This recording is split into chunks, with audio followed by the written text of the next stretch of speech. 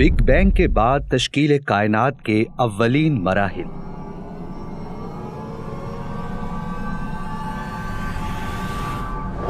कायनात की तश्कील कैसे हुई, ये सितारों की कहकशाएं, ये जमीन और आसमान की वुसअतें, इनकी हकीकत क्या है? ये वो सवालात हैं जो हर बाशऊर और सोचने समझने वाले के ज़हन में आते हैं। अपने आज के प्रोग्राम में हम इन्हीं सवालात के जवाब ढूंढने की कोशिश करेंगे। हम कुरानी तालीमात और साइंसी तहकीकात में हम आहंगी के पहलुओं की जुस्तजू में हैं, ताकि जान सकें कि किस हद तक मखलूक अफला या तदब्बरून पर अमल करते हुए खालिक कायनात के राजों को समझ सकी है।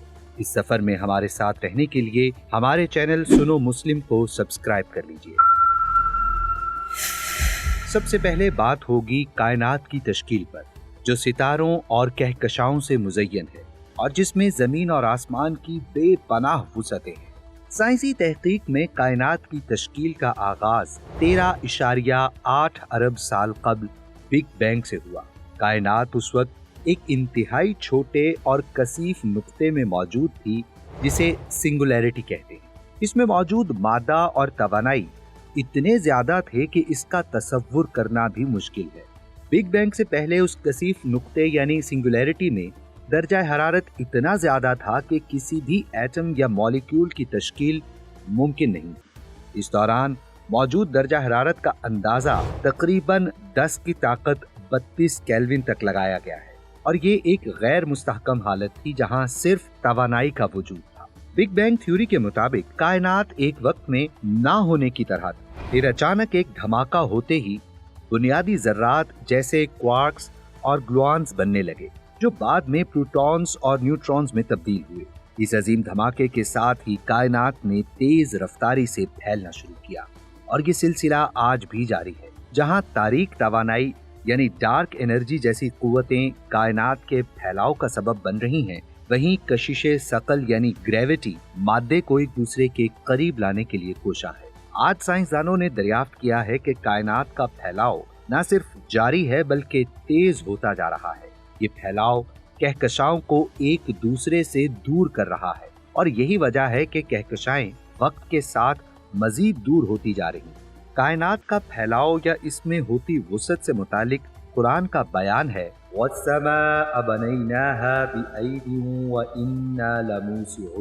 हमने आसमान को अपने हाथों से बनाया और वही इसको वुसअत देने वाला भी है।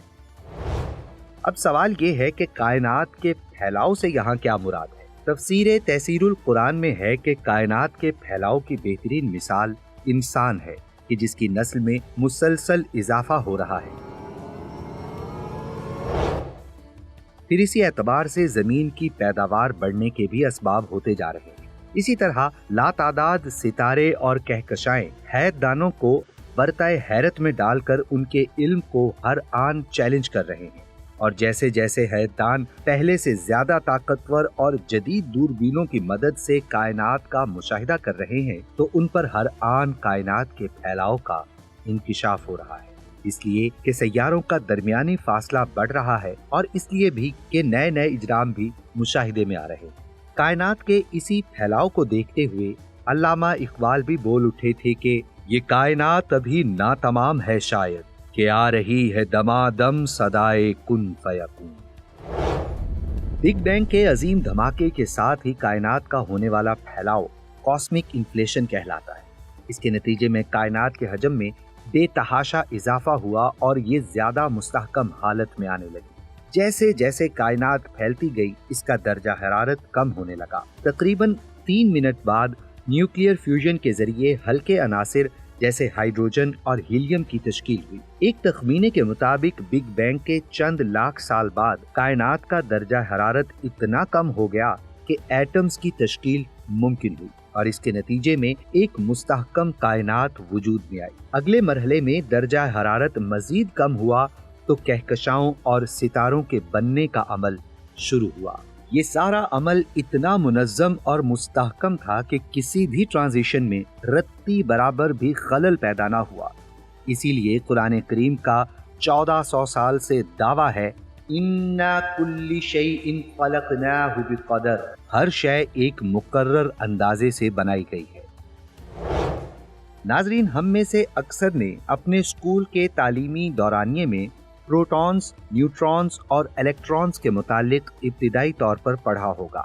ابتدا میں کائنات انہی پروٹونز، نیوٹرونز اور الیکٹرونز سے بھری ہوئی تھی جو روشنی کے براہ راست گزرنے میں رکاوٹ تھے، جس کے سبب ایک عرصے تک کائنات دھندلی اور کثیف حالت میں رہی۔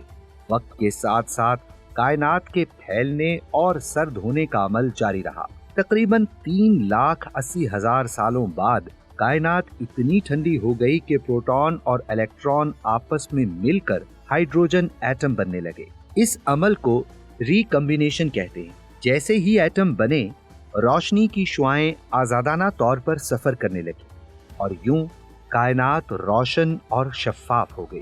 عین اسی لمحے روشنی کا سفر شروع ہوا، جسے آج ہم cosmic microwave background radiation کے طور پر دیکھ سکتے ہیں۔ سائنس میں اس حالت کو دھوئیں جیسی کیفیت کے طور پر بیان کیا گیا ہے۔ کائنات کی ابتدائی شکل دھوئیں جیسی حالت پر مبنی تھی۔ اس سے مراد وہ گیسی اور کثیف حالت ہے جس میں مادہ موجود نہ تھا، اور یہ کیفیت بالکل اس دھندلی حالت سے ملتی جلتی ہے جسے سائنس نے بگ بینگ کے بعد کی حالت کے طور پر بیان کیا ہے۔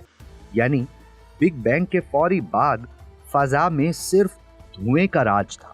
قرآن پاک کی سورہ حامیم سجدہ کی آیت 11 میں ہے، ثم استوى الى السماء وهي دخان، پھر آسمان کی طرف متوجہ ہوا اور وہ دھواں سا تھا۔ اپنے ناظرین کی دلچسپی کے لیے بتاتا چلوں کہ 1954 میں European organization for nuclear research نامی ادارے نے فرانس اور سوئٹزرلینڈ کی سرحد پر دنیا کی سب سے بڑی سائنس لیبارٹری کی بنیاد رکھی، جس کا مقصد صرف یہ جاننا تھا کہ 14 ارب سال قبل ہونے والے بگ بینگ کی کیفیت کیا تھی اور اس کے بعد کے اثرات کیا تھے، اور بگ بینگ کے وقت توانائی کی غیر معمولی حدت کیوں محسوس کی گئی تھی۔ اس منصوبے کو سائنسدانوں نے سرن کا نام دیا۔ ابتدا میں یہ صرف فرانس اور سوئٹزرلینڈ کا منصوبہ تھا۔ بعد ازاں دنیا کے 38 ممالک کی 177 یونیورسٹیز کے 3000 سائنسدان اس میگا پروجیکٹ کا حصہ بنے۔ سرن پروجیکٹ میں نوبل انعامی یافتہ ڈاکٹر عبدالسلام پاکستان کے نمائندہ ہیں، جن کا اس میں کردار اس لیے بھی نمایاں ہے کہ عناصر کو ٹکرانے کے عمل کا آغاز ڈاکٹر صاحب نے کیا تھا۔ وہ ریکٹر آج بھی سرن کے لان میں نصب ہے، جس کی وجہ سے انہیں نوبل انعام ملا۔ منی بگ بینگ کی اس عظیم الشان تجربہ گاہ میں ہزاروں سائنسدانوں نے اتنے انہماک اور ٹیم ورک سے کام کیا کہ ان کے تجربات نے دنیا کی حیت ہی بدل دی۔ سائنسدانوں کے آپس میں تبادلہ خیال اور آئیڈیاز شیئر کرنے سے کئی غیر معمولی ایجادات ہوئی، جن میں سر فہرست انٹرنیٹ ہے، جسے 1989 میں برطانوی سائنسدان ٹم برنرز لی نے سرن میں ہی ایجاد کیا، اور یوں دنیا www.com کے نیٹ ورک میں جڑ گئی۔ سی ٹی اسکین اور MRI ٹیکنالوجی بھی سرن میں ہی ایجاد ہوئی۔ آج کل سرن میں ایک ایسے سسٹم کی تیاری کا عمل جاری ہے جو اندھوں کو ان کی بینائی لوٹا دے گا۔ سپر الٹرا ساؤنڈ سسٹم بھی مارکیٹ میں آنے کو تیار ہے۔ یہ سب رنگینیاں منی بگ بینگ کے تجربے کی بدولت ممکن ہیں۔ تو آپ خود اندازہ کر لیں اصل بگ بینگ جس کے نتیجے میں کائنات تشکیل پائی وہ کتنا اثر پذیر ہوگا۔ کیا زمین و آسمان شروع سے ہی ایسے الگ الگ اور دور دور تھے، اور ان کے درمیان کتنا فاصلہ ہے؟ قرآن پاک کی سورہ انبیاء میں ہے کہ ان السماوات والارض كانتا رتقا ففتقناهم، زمین و آسمان پہلے ملے جلے اور گڈمڈ تھے تو ہم نے انہیں جدا جدا بنا دیا۔ ناظرین، کائنات کی تشکیل سے پہلے کائنات کا جو نقشہ اللہ رب العزت نے ترتیب دیا تھا کہ زمین فلاں مقام پر اور اتنی جسامت کی ہونی چاہیے، آسمان ایسا ہونا چاہیے، سورج فلاں مقام پر اور زمین سے اتنے فاصلے پر اور اتنی جسامت کا ہونا چاہیے، ستارے اور کہکشائیں، چاند ایسے اور ایسے ہونے چاہیے۔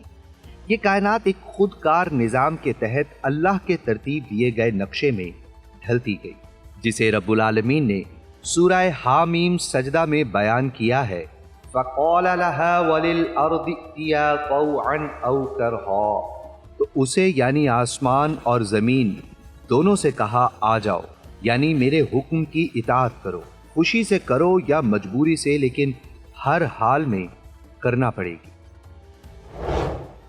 जवाब में जमीन और आसमान ने खुशी से कहा, आतैना ताइईन, हम खुशी से हाजिर हैं। आसमान और ज़मीन की जानिब से अल्लाह का हुक्म तस्लीम कर लेना दलील है कि कायनात की हर चीज़ तबई तौर पर अल्लाह की इताअत करती है। मसलन फरिश्ते उसके हुक्म के बगैर कोई बात करते हैं और ना कोई काम।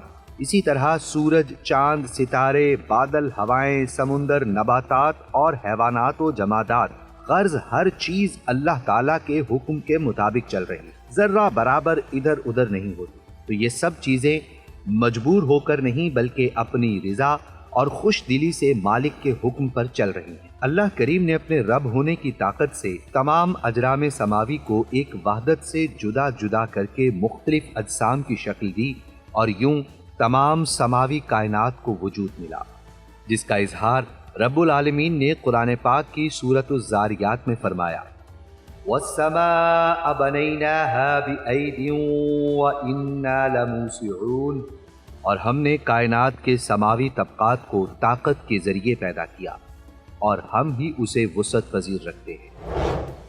20वीं सदी में कुरान के इन्हीं उसूलों की तस्दीक आइंस्टाइन ने नजरिया इजाफियत पेश करके कर दी कि कायनात को वाकई ताकत यानी तवानाई के जरिए ही पैदा किया गया है। गोया कायनात का तमाम तवाजुन अल्लाह रब्बुल इज़्ज़त के निज़ाम रबूबियत के पैदा करदा खिंचाव और तवानाई ही से मुनज़्ज़म है। कायनात के बारे में अपने तजस्सुस को कायम रखें। हम कुरानी तालीमात और साइंसी तहकीकात में हम आहंगी के पहलुओं की जुस्तजू में हैं ताकि जान सकें कि किस हद तक मखलूक अफला यतदब्बरून पर अमल करते हुए खालिक कायनात के राजों को समझ सकें।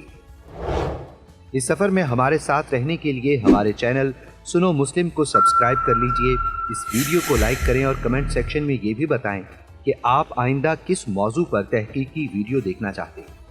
अब अगली वीडियो में आपसे मुलाकात होगी जिसमें हम जानेंगे कि आसमान क्या है। जदीद साइंसी तहकीकात ने आसमानों में छुपे रब्बुल आलमीन के राजों को किस कदर मुनकशिफ किया है और खालिक कायनात ने आसमान को किस किस अंदाज में मुतारिफ करवाया है। तब तक के लिए इजाज़त दीजिए। अल्लाह निगहबान।